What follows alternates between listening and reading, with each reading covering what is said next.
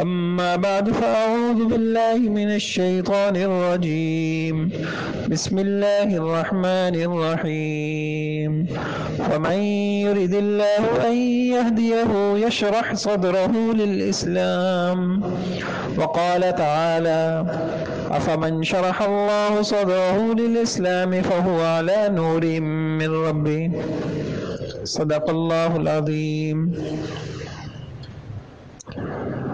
میرے محترم بھائیوں بزرگوں، رمضان المبارک کے بعد جو مسجدوں کا یہ حال ہوتا ہے کہ رمضان میں جیسے پوری دنیا کی مسجدیں آباد نظر آتی ہیں اور رمضان گزرتے ہی ایک دم مسجدیں ویران، نمازیوں سے خالی۔ اس لیے اس موقع پر یہ بہت زیادہ سمجھنے کی ضرورت ہے کہ دین پہ استقامت کیسے ملتی ہے، کون لوگ دین پہ جمتے ہیں، کیا اعمال ہیں، وہ کیا وجہ ہے کہ کون سے عمل ہے جو انسان کو دین سے دور کر دیتے ہیں، دیندار بننے کا طریقہ کیا ہے۔ گزشتہ نشست میں جمعہ میں نے یہ عرض کیا تھا کہ دین پہ جو شخص چلنا چاہتا ہے، اپنی آخرت سنوارنا چاہتا ہے، اپنے اللہ کو راضی کرنا چاہتا ہے، اور یہ ہونا چاہیے، تو اس کا سب سے مضبوط جو سبب ہے، بڑا سبب ہے، وہ ہے نیک لوگوں کی صحبت۔ گزشتہ نشست میں وہ عرض کی تھی۔ اب جس کے سامنے آخرت کوئی بڑی چیز ہے، وہ اس کوشش میں ہوگا کہ میری گیدرنگ، میرا اٹھنا بیٹھنا ایسے لوگوں کے ساتھ ہو جو دینی ماحول میں، دین پہ چلنے میں میرے معاون بنے۔ آج دوسرا سبب عرض کرتا ہوں۔ دوسری بات یہ ہے بھائیوں کہ اسباب کی اس دنیا میں انسان کو دین پہ چلانے والی چیز وہ کیا ہے؟ وہ ہدایت ہے، وہ ہدایت ہے، ہدایت کا نور ہے۔ بس جس کو نصیب ہوگا اس کے لیے عمل آسان ہوں گے، جس کے پاس وہ نور جتنا کم ہوگا اس کے لیے عمل اتنا مشکل ہوں گا۔ سب سے پہلے دیکھیے قرآن کریم کی 2 آیتیں ہیں جو اس بات کو واضح کرتی ہیں۔ قرآن کریم کی ایک آیت ہے فَمَن يُرِدِ اللَّهُ أَن يَهْدِيَهُ يَشْرَحْ صَدْرَهُ لِلْإِسْلَامِ، جسے اللہ ہدایت دینے کا ارادہ کرتے ہیں اللہ اس کا شرح صدر کر دیتے ہیں۔ آپ نے پڑھا نا أَلَمْ نَشْرَحْ لَكَ صَدْرَكَ، اس کا سینہ اسلام کے لیے کھل جاتا ہے۔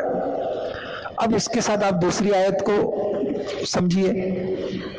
دوسری آیت میں اللہ پاک نے کہا أَفَمَنْ شَرَحَ اللَّهُ صَدْرَهُ لِلْإِسْلَامِ فَهُوَ عَلَى نُورٍ مِّن رَبِّهِ، شرح صدر اللہ پاک کس کا کرتے ہیں؟ دین پہ چلنا اس کا آسان ہو جائے، اللہ تعالیٰ اس کے سینے میں ایک نور ڈالتے ہیں۔ میرے بھائیوں، جس کو سمجھ میں آ جائے مرنے سے پہلے یہ بات، ہماری سب سے بڑی ضرورت وہ ہدایت کا نور اپنے سینے میں لینا ہے اور اپنے دل کو نورانی بنانا ہے۔ جن لوگوں کا یہ نور بجھ جاتا ہے اور ماند پڑ جاتا ہے، میرے بھائیوں، ان کے قدم مسجد کی طرف نہ اٹھتے ہیں نہ اٹھ سکتے ہیں، ان کے ہاتھ قرآن کی طرف نہ بڑھتے ہیں نہ بڑھ سکتے ہیں۔ آپ نے نہیں دیکھا کئی مرتبہ بعض لوگوں نے کہا تہجد میں آنکھ کھلتی ہے، آنکھ کھل کے لیٹا رہتا ہوں، نہیں 2 رکعت پڑھنے کا دل نہیں چاہتا۔ سب قرآن، کتنی مرتبہ ایسا ہوتا ہے کہ مسجد میں سب قرآن پڑھ رہے ہیں، ایک عجیب فضا بنی ہوئی ہے، ایک بندہ بیٹھا ہوا ہے، چاہنے کے باوجود بھی اس کے قدم نہیں اٹھ رہے کہ اٹھوں، آگے بڑھوں، میں بھی قرآن پاک لوں۔ میرے بھائیوں، جس کو اللہ یہ سمجھ دے دے کہ ہماری سب سے قیمتی ترین دنیا کی جو چیز ہے وہ دل کے اندر ہدایت کا نور ہے۔ یہ نور جو ہے جیسے ایک چراغ جلتا ہے، قندیل اور چراغ جلتا ہے تو دل والوں کو محسوس ہوتا ہے کہ میرے دل میں یہ چراغ جل رہا ہے۔ اور میرے بھائیوں، جب جس کو یہ محسوس ہونے لگ جائے کہ ہاں جی دل میں ایک چراغ جل گیا ہے، کچھ روشنی ہو چکی ہے، تو پھر ہر وقت اس کو یہی فکر ہوتی ہے کہیں یہ نور بجھ نہ جائے۔ وہ بہت سارے گناہوں کو صرف اس لیے چھوڑ دیتا ہے کہیں اتنی محنت سے جو میں نے یہ دل میں نور جمع کیا ہے کہیں میرا یہ نور بجھ نہ جائے۔ جی ہاں میرے بھائیوں، ایک حرام نظر، ایک بد نظری، ایک حرام نظر جہاں دیکھنے سے، جس کو دیکھنے سے اللہ نے منع کیا ہے، ایک حرام نظر ایک لمبے عرصے تک انسان کے دل کو تاریک کر دیتی ہے۔ جی ہاں، دل اللہ تعالیٰ سے جو تعلق ہوتا ہے وہ تعلق ایک آدمی چاہتا ہے لیکن اس کے باوجود دل میں کوئی حرکت نہیں ہوتی، فالج زدہ ہو جاتا ہے دل ایک حرام نظر کی وجہ سے، اور ایسا لگتا ہے جیسے کوئی گرہن لگ گیا، کچھ ہو گیا۔ کیا کروں، رمضان سے پہلے تو ایسی طبیعت چلتی تھی اعمال میں، اب نہیں چل پا رہی۔ جی ہاں، ایک حرام نظر کی یہ نحوست ہے، ایک حرام نظر کی یہ نحوست ہے کہ مہینے بھر راتوں کو جاگ جاگ کے، رو رو کے، دعائیں کر کے وہ جو چراغ جلایا تھا حرام نظر نے وہ چراغ بجھا دیا ہے۔ ایسے ہی میرے بھائیوں، ہنسی مذاق، قہقہوں کی مجلسیں جب زیادہ ہو جائیں تو بیٹھے بیٹھے دل ٹھک سے بند ہو جاتا ہے، جیسے ہوا کے تیز جھونکوں سے کوئی چراغ بجھ جاتا ہے۔ پھر میرے بھائیوں، جب تک پورے دھیان کے ساتھ، کثرت کے ساتھ اللہ کا ذکر نہ کیا جائے، تلاوت نہ کی جائے، وہ دوبارہ سے روشن نہیں ہوتا۔ نہیں دیکھا آپ نے، اس رمضان آتے ہیں پھر اگلے رمضان آتے ہیں، درمیان میں روشن نہیں ہوتا پھر وہ دل۔ اور میرے بھائیوں، کبھی کبھی میں یہ بتا رہا ہوں کہ یہ وہ ہدایت کا نور جو انسان کو دین پہ چلاتا ہے، وہ نور کیسے بجھ جاتا ہے؟ دو باتیں ہوئی۔ اور پھر میرے بھائیوں، کبھی کبھی وہ نور بحث مباحثے سے وہ نور بجھ جاتا ہے، جب انسان بے نتیجہ بحث مباحثہ، سیاسی بحثیں ہو رہی ہیں، ملکی بحثیں ہو رہی ہیں، تنقیدیں ہو رہی ہیں، ایک دوسرے کی بات کو کاٹا جا رہا ہے، اور جب یہ چیزیں ہوتی ہیں تو وہ دل کا نور بجھ جاتا ہے۔ بھئی پہلے کر لیا کریں، سب ادھر دیکھ رہے ہیں، چھوڑ دیجئے اس کو۔ اور میرے بھائیوں، کبھی کبھی بلکہ وہ بحث مباحثہ سے نہ صرف یہ کہ دل کا نور بجھ جاتا ہے، دل سخت ہو جاتا ہے، نرمی چھن جاتی ہے۔ ہاں جی ہاں، اور دل کی سختی یہ اللہ کا عذاب ہے، یہ اللہ کا عذاب ہے۔ لہجے سخت ہو جاتے ہیں، چڑچڑا ہو جاتا ہے انسان، کیا ہوا؟ اس کے دل کا نور بجھ گیا۔ اور میرے بھائیوں، کبھی کبھی والدین کے سامنے اونچی آواز ہو جائے، وہ ایک ہی گناہ کافی ہوتا ہے، دل کا نور بجھ جاتا ہے، دل مر سا جاتا ہے، وحشت ہو جاتی ہے۔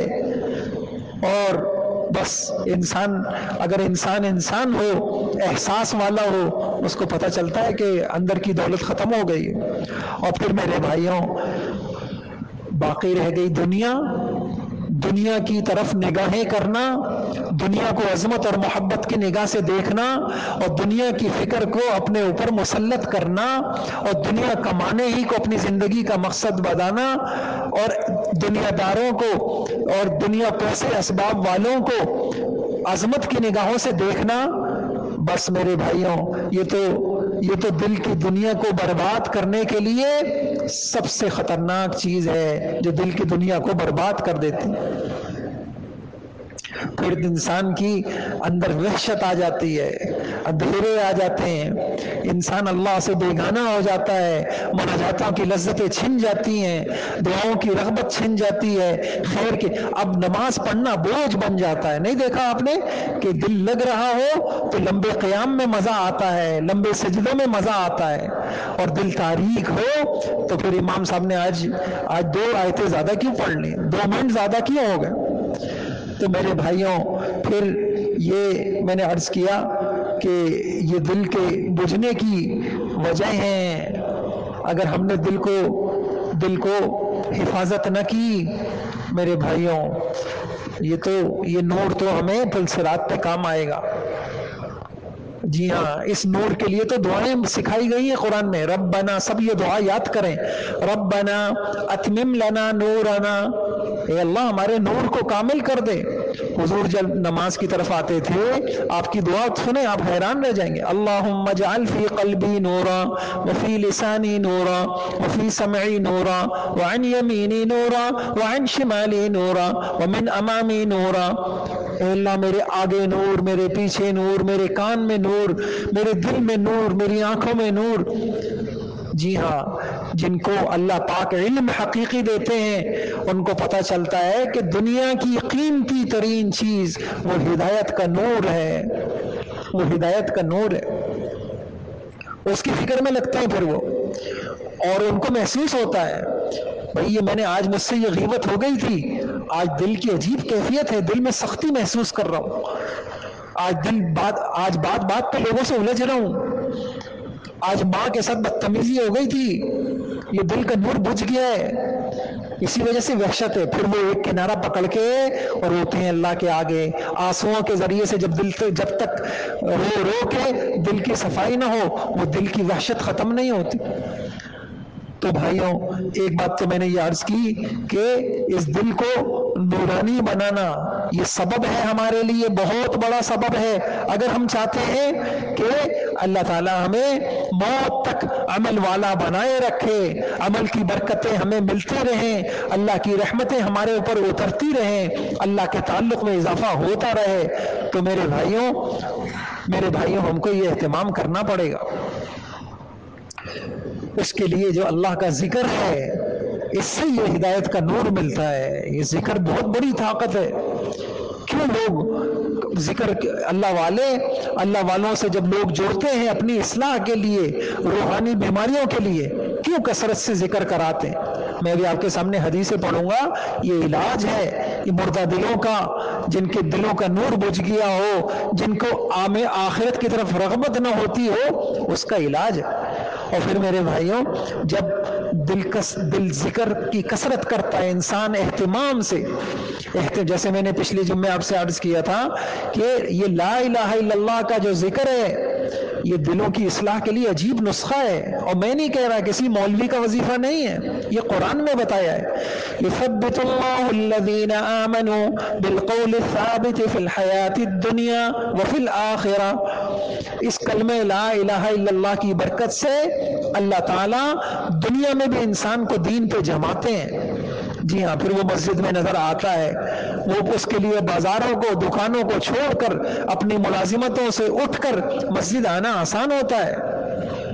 آج سب سے بڑا مشکل کام یہ ہوا ہے کہ دنیا چھوڑ کے آخرت کی طرف کیسے آ جاؤں، کیسے اللہ کی طرف آ جاؤں، کیسے ایک پارہ روز پڑھ لوں.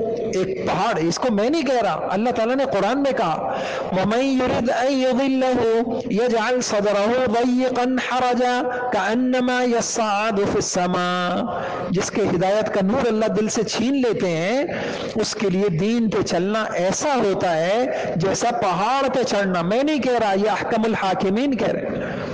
جی ہاں، 2 رکعت پہاڑ بن جاتی ہیں. 2 گھنٹے تو اب کوئی ہوگا جو موبائل دیکھتا ہو.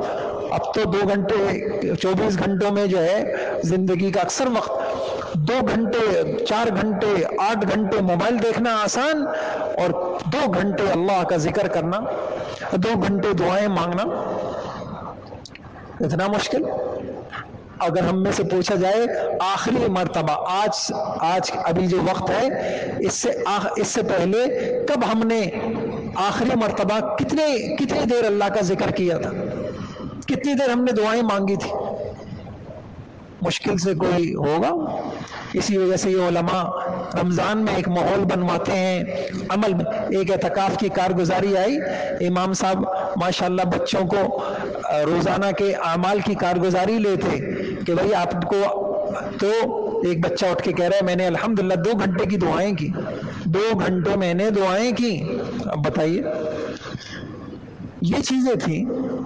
گھنٹے دعائیں ہو رہی ہیں، سجدے ہو رہے ہیں، لمبے لمبے سجدے ہو رہے ہیں، ذکر ہو رہا ہے، میرا دل سنور جائے. آخرت میں کچھ نہیں دیکھنا، اللہ کی قسم اللہ پاک نے، کیا ڈگری لے کے آئے ہو، کیا پیسہ لے کے آئے ہو، شکل کیسی، صورت کیسی، کاروبار کیسا، بچوں کے لیے کیا چھوڑ کے آئے ہو، ایک ہی چیز کہیں گے دل دکھاؤ، کیسا دل لے کے آئے ہو، قلب منیب لائے ہو، جو خدا کی طرف رجوع کرنے والا دل تھا، آہیں بھرنے والا دل تھا، حسرت ہوتی تھی اپنی بدعملیوں پر، اپنی نیکیوں کی کمی پر، اپنے اللہ تعالیٰ کے تعلق کی کمی پر، کیا لے کے آئے ہو؟ یہ دل ہی تو خراب ہو گیا ہے بھائیوں۔ انبیاء کرام جو آتے تھے وہ کس لیے آتے تھے؟ ہماری روڈیں اچھی کرنے کے لیے آتے تھے۔ روڈوں کا غم لگا ہوا ہے، گٹروں کا غم لگا ہوا ہے، گیس اور پانی کا غم لگا ہوا ہے۔ ایسا غم کسی خوش نصیب کو ہے کہ دل کا غم لگ جائے، آنکھوں سے آنسو نکلے، آنکھوں سے آنسو نکلے، کس منہ سے حاضر ہوں گا اپنے رب کی بارگاہ میں؟ شہوتوں سے دل بھرا ہوا، غفلتوں سے دل بھرا ہوا، زندگی میں ایک سجدہ ایسا نہیں ہے میرے پاس کہ اللہ کے سامنے پیش کر سکوں۔ اس لیے آئے تھے، 4 دن کی زندگی تھی، اللہ نے بھیجا تھا تعلق بنا کے آنا، تعلق بنا کے آنا، دل سوار کے آنا۔ لا ينظر الى صوركم ولا الى اموالكم ولكن ينظر الى قلوبكم واعمالكم۔ نہ تمہاری شکلیں دیکھتا ہوں، نہ مال دیکھتا ہوں، نہ کوٹھیاں دیکھتا ہوں۔ جی ہاں، جو نہیں دیکھتا ان سب کو سنوارا جا رہا ہے، جو دیکھتا ہے۔ تو بھائیوں، ذکر کی کثرت، پھر ذکر کی کثرت سے ہوتا کیا ہے میرے بھائیوں؟ ذکر در حقیقت اللہ کی ملاقات ہے۔ جس کو اس ملاقات میں مزے آنے لگ جاتے ہیں نا، پھر اس کو ہر ملاقات پھیکی معلوم ہوتی ہے۔ جس کے دل کا ذکر اثر کر جاتا ہے، اس کے دل میں بیٹھ جاتا ہے، اس کے دل پہ اثر کر جاتا ہے۔ جیسے دوا اثر کر جاتی ہے تو علامتیں ظاہر ہوتی ہیں، تو ذکر جب دل پہ اثر کر جاتا ہے تو بھائیوں کیا علامت ظاہر ہوتی ہے؟ ایک علامت یہ ظاہر ہوتی ہے جو سب سے بڑی علامت ہے کہ غیر ضروری ملاقاتوں، غیر ضروری رابطوں سے طبیعت میں تکدر پیدا ہوتا ہے، برا لگتا ہے، چڑچڑاپن پیدا ہو جاتا ہے۔ یہ خوش نصیبی کی علامت ہے۔ اللہ سے جب انس بڑھتا ہے تو لوگوں سے وحشت شروع ہو جاتی ہے، اور جب اللہ سے وحشت ہو تو پھر آپ نے دیکھا نہیں کہ انسان اب کرونا میں جن کے پاس ہدایت کا یہ نور نہیں تھا ان کے لیے دن گزارنا مشکل تھا۔ کیوں مشکل تھا؟ نہ باہر جا سکتے ہیں، نہ پارک جا سکتے ہیں، نہ گھوم سکتے ہیں، نہ بازار جا سکتے ہیں۔ کیا کریں کیا کریں؟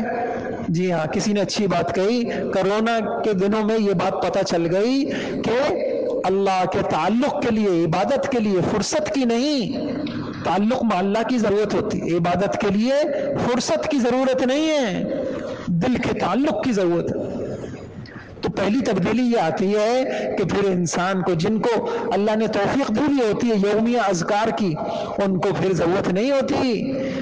دوستوں کی محفلوں سے وحشت ہونے لگ جاتی ہے، لوگوں سے وحشت ہوتی ہے۔ کیوں؟ اس کو اللہ سے انس ہو گئی، اس کو مصلی سے انس ہو گیا ہے، تلاوت سے انس ہو گیا۔ آج بھی میں ایسے لوگوں کو جانتا ہوں تلاوت سے مانوس ہیں۔ اللہ اکبر۔ ایک بڑے اللہ والے وہ بیماری کی حالت میں تھے، لوگ ان سے پوچھنے لگے، حالانکہ نسیان ہو گیا ہے، بھول بھال گئے ہیں، اچھی چیزیں ہو جاتا ہے، 100 سال سے عمر اوپر ہے، وہ ان سے پوچھ رہا ہے آپ سے، کوئی ان سے پوچھ رہا ہے کہ آپ کی دلی خواہش کیا ہے، آپ کی چاہت کیا ہے؟ اب ایک آدمی جو اپنے بچوں کو بھی نہیں پہچان رہا، ساری زندگی دل پہ محنت کی ہے، کیا جواب دے رہے ہیں؟ جواب دے رہے ہیں بھئی خواہش کیا ہے؟ قرآن پڑھنا، اللہ کا ذکر کرنا، یہ خواہش ہے، یہ خواہش ہے۔ پھر انسان کو فکر ہوتی ہے، میری تکبیر اولا، میری نماز، میری جماعت کی نماز۔ ہاں، اور میرے بھائیوں دوسری تبدیلی یہ آتی ہے کہ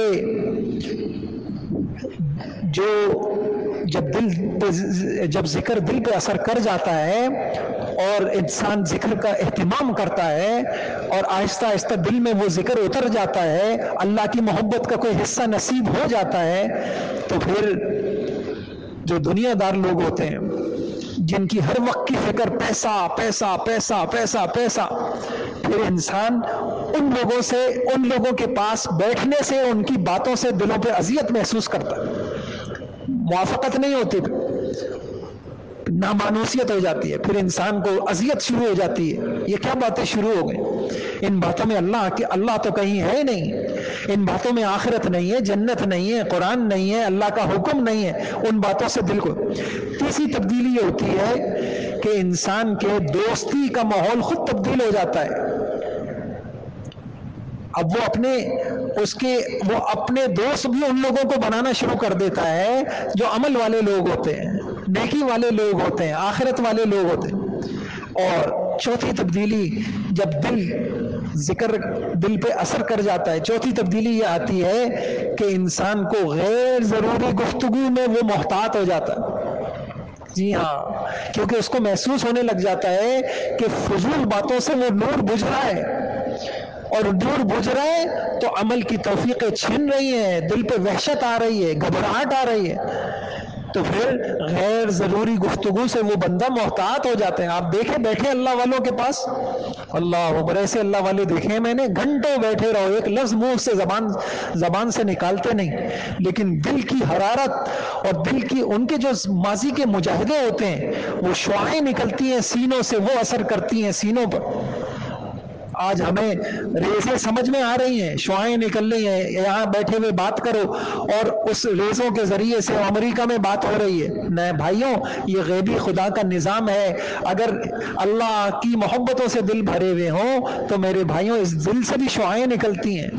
شہوت والے، خواہش والے، دنیا والے، آخرت سے غفلت والے لوگوں کے پاس آپ بیٹھے، تھوڑے دل بعد کیفیت عجیب ہو جائے گی. تو یہ ایک تبدیلی آتی ہے ذکر کی. اور اللہ تعالیٰ مجھے بھی آپ کو بھی توفیق عطا فرما دے. یہ بہت بڑی چیز ہے بھائیوں، نفس اور شیطان کا مقابلہ کرانے. یہ جو نفس کی طاقتیں ہیں، یہ منہ زور جو آج ہمارے قابو میں نہیں ہے، آج ہمارے قابو میں نہیں ہے. خواہش یہ ہمارے قابو میں نہیں ہے. نفس ہمارا، یہی تو اللہ 3 قسم کے نفسوں کا ذکر ہے. قیامت میں دیکھا جائے گا، موت کے وقت پتہ چل جائے گا کس نے اپنے نفس کے اوپر تربیت کی ہے. یا ایتھا النفس المطمئنہ ارجعی الی ربک راضیۃ مرضیہ. اے نفس مطمئنہ، اے وہ نفس جس کو چین آتا تھا اللہ کی عبادت میں، اللہ کی بندگی میں چین ملتا تھا، مانوس ہوتا تھا.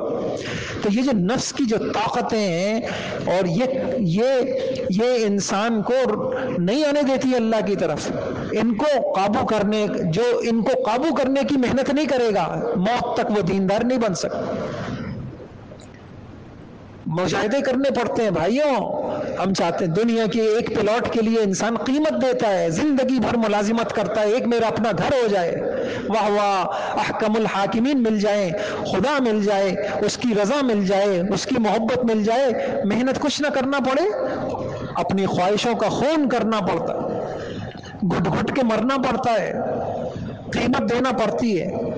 جی ہاں، راتوں کو اٹھنا پڑتا ہے، آنسو بہانے پڑتے ہیں، اللہ والوں کی جوتیاں سیدھی کرنا پڑتی ہیں. بھائیوں پھر یہ نعمتیں ملتی، یہ بس تھوڑا سا راستہ ہوتا ہے، اور جب مل جاتی ہے پھر میرے بھائیوں انسان کی نگاہ میں ساری دنیا اس کے قدموں میں ہیچ ہو جاتی ہو جاتے.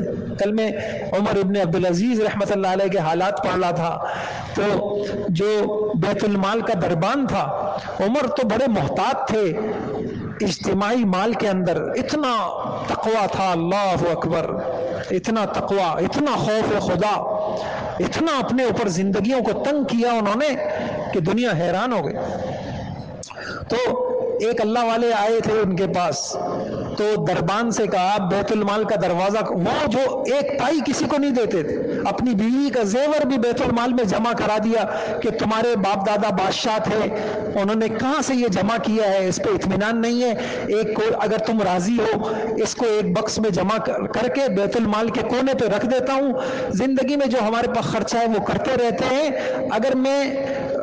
اگر میرے زندگی میں یہ خرچہ ختم ہو گیا تو ٹھیک ہے تمہارا زیور نکال لیں گے، اور اگر میں مر گیا تو پھر آگے تم جاننا، لے لینا زیور. اپنی بیوی کا زیور جمع کرا دیا، اپنی زندگیوں اپنی جائیدادوں کے کاغذات پھاڑ دیے، یہ سب ناجائز طریقوں سے آئی ہیں. وہ عمر کیا کر رہے ہیں جو اتنے محتاط تھے.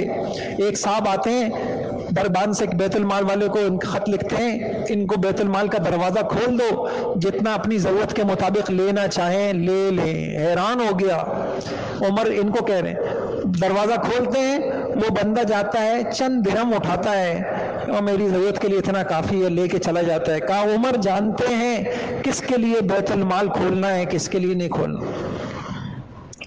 میرے بھائیوں، اللہ تعالیٰ مجھے بھی توفیق عطا فرمائے، آپ کو بھی توفیق عطا فرمائے۔ 4 دن کی زندگی ہے، دل اصل ہے۔ انبیاء اکرام اس دلوں کو سنوارنے کے لیے آتے، شکلوں کو نہیں، عمارتوں کو نہیں، باغوں اور پارکوں کو نہیں، روڈوں اور سڑکوں کو نہیں۔ انبیاء اکرام ان کو اللہ علم نافع دیتے ہیں، علم حقیقی دیتے ہیں۔ وہ کہتے ہیں انسان سنور جائے سب سنور جائے گا۔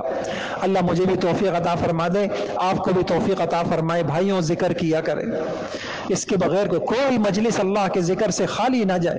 میں انشاءاللہ اگلی نشست میں حدیثوں سے آپ کو ذکر کے فضائل بتاتا ہوں، حضور کی نگاہ میں ذکر کی اہمیت کیا تھی۔ ہم ذکر کے بغیر ہم نفس سے بچ جائیں، شیطان سے بچ جائیں اور ہمارے دلوں کی سختی دور ہو جائے، غفلت دور ہو جائے، ناممکن ہے۔ اللہ مجھے بھی توفیق عطا فرمائے اور آپ کو بھی توفیق عطا فرمائے۔ انشاءاللہ اگلی نشست میں ذکر کی اہمیت بھی بتاؤں گا، اور پھر ہمیں ایک مسلمان کو کتنا ذکر کرنا چاہیے اس کا بھی عرض کروں گا۔ اللہ مجھے بھی توفیق عطا فرما دے، آپ کو بھی توفیق عطا فرما۔ آخر دعوانا